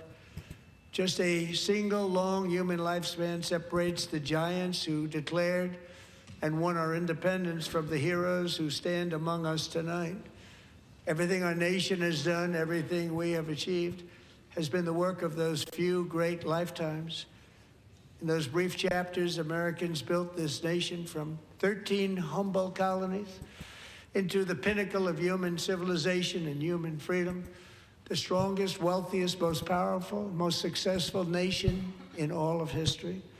Yeah. Americans ventured out across the daunting and dangerous continent. We carved paths through an unforgiving wilderness, settled a boundless frontier, and tamed the beautiful but very, very dangerous Wild West. From empty marshes and wide open plains, we raised up the world's greatest cities. Together, we mastered the world's mightiest industries and shattered history's monstrous tyrannies. And we liberated millions from the chains of fascism, communism, oppression, and terror. Americans lifted humanity into the skies on the wings of aluminum and steel. And then we launched mankind into the stars on rockets powered by sheer American will and unyielding American pride. We wired the globe with our ingenuity. We captivated the planet with American culture. And now we are pioneering the next great American breakthroughs that will change the entire world. All of this and so much more is the enduring legacy, unmatched glory of the hardworking patriots who built and defended this country and who still carry the hopes and freedoms on all of humanity's backs. For years they were forgotten, betrayed, and cast aside, but that great betrayal is over and they will never be forgotten again, because when the world needs courage, daring, vision, and inspiration, it is still turning to America. And when God needs a nation to work his miracles, he knows exactly who to ask. There is no challenge Americans cannot overcome, no frontier too vast for us to conquer, no dream too bold for us to chase, no horizon too distant for us to claim. For our destiny is written by the hand of providence, and these first 250 years were just the beginning. From the rugged border towns of Texas to the heartland villages of Michigan, from the sun-kissed shores of Florida to the endless fields of the Dakotas, and from the historic streets of Philadelphia to right here in our nation's capital, Washington, D.C., the golden age of America is upon us. The revolution that began in 1776 has not ended. It still continues because the flame of liberty and independence still burns in the heart of every American Yeah, communism's bad, guys. And our future will be bigger, better, brighter, bolder, and more glorious than ever before. Thank you, God bless you, and God bless America.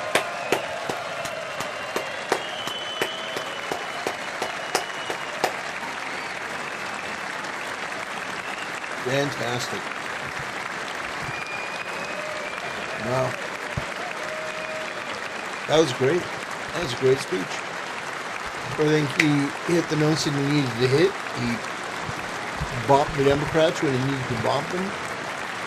Yeah, I thought it was a great speech. Yeah, just initial impression. I think it's good. I think that was. Yeah, I think he nailed the things that he needed to nail. Now, of course, I want to see more. Um, I want to see more. Of course, you know, I want more deportations. I want more more prosecutions. I want Democrats to be prosecuted. I want more of these rogue Democrat judges to be rooted and um, you know, completely and totally removed from society. Oh, look at that. That's awesome. That's awesome. I want these rogue Democrat judges to be removed. I want these Democrat politicians that are getting in the way of helping American citizens to be arrested. He's got a lot of work to do. But yeah, what a great speech. Fabulous.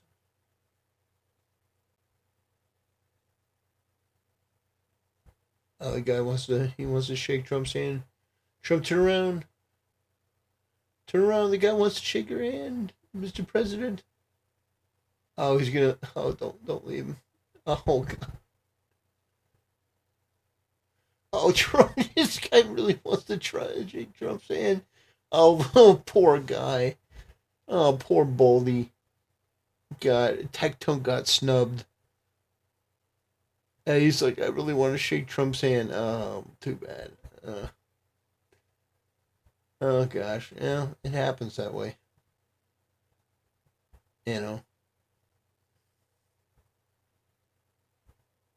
you become rejected. Oh man, yeah. What a great speech. Yeah, I'd be devastated. Like, oh man. Oh, can you sign my book, Mr. President? Oh, of course I can sign your book. Wow. Of course, I'll sign your book.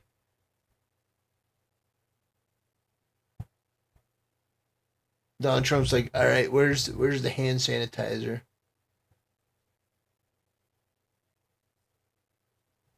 Yeah, some people may not know that Trump doesn't like shaking hands. He's not. He's kind of a germaphobe. That's very interesting.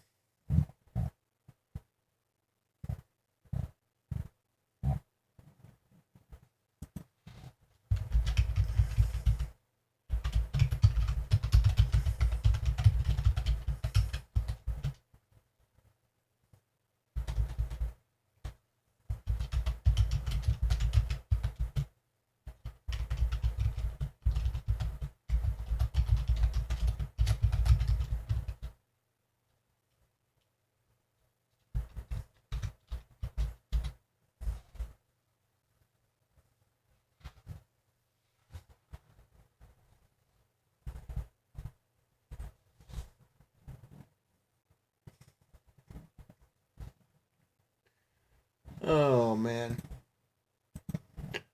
Well, guys, I think that's I think that's gonna do it. I think we've hit the tail end. Um, yeah, Donald Trump gave a great speech. Let me take a look. I know. I tried breaking. The problem is like their side doesn't even care, to be honest. Like only like a couple people care, and it's like, and the people that do care to them are basically Nazis anyway. Like a good example is like Shion Head, right? Like Shion Head like actually does care about like the Democrat Party, and she actually does care about the country, and actually does care about actually having a reasonable Democrat Party, but they just like Oh my God. she's like people like her are basically kicked out. Oh my It's God. Yeah, no, it's they don't want basically her. over. Women prattle. So like I just She's don't not- even care anymore. I just like I'm only concerned with just maximizing power at this point so that they can never have it. Because the instant that they have power, Mhm. it's over. Like I'm Yeah. I'm just being real. Like the instant that they have the power of force, it's over. So like we have to never ever let them have the power of force. That's true. That's how I feel about That's it. true. It's just But let me just say something. Shoe on head is not the answer. Okay, shoe on head is. Let me just say. I know that she's popular right now. Shoe on head is a retard.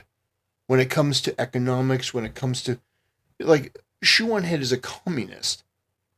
Like or you know, okay, maybe you say she's a socialist.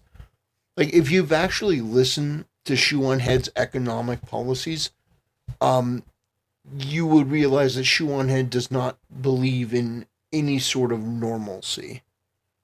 But the problem is that the left is so insane that Shoe on Head looks normal by comparison. But when you actually listen to what Shoe on Head says, it are her politics rather than just pushing back against the left, she's a disaster. And it's also part of the reason why women shouldn't vote.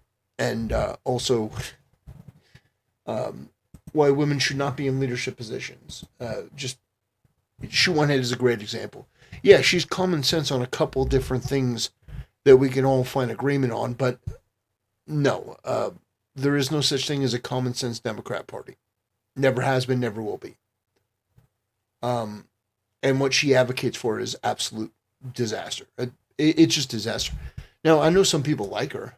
I think she's fine, but unlike them, I've actually listened to what she's had to say about things related to politics beyond just culture war stuff. And yeah, she's a Bernie bro. She's guys, she's like less destructive female Hassan. Like, guys, Shoe on Head was part of the whole skeptic. Remember that embarrassing skeptic thing where you had a bunch of people like, no, we're the new liberals and we're going to debate, people on the right. We're skeptic. She was dating that fat retard, the armored skeptic. Do you guys remember that guy, the armored skeptic? During the craze of the atheist online movement. Yeah, I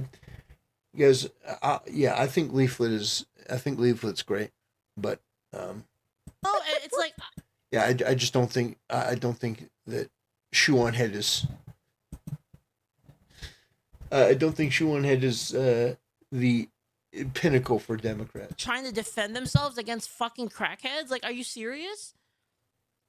And that's the thing. I think I don't know if like suicidal empathy is like the term that you want to maybe use here, or that can be used here for the situation. Like, I understand. Like, yeah, sure, maybe those things are bad, but like, there's bigger fish to fry. Like, focus on the Yes, bigger thing. exactly. That's and, exactly the point.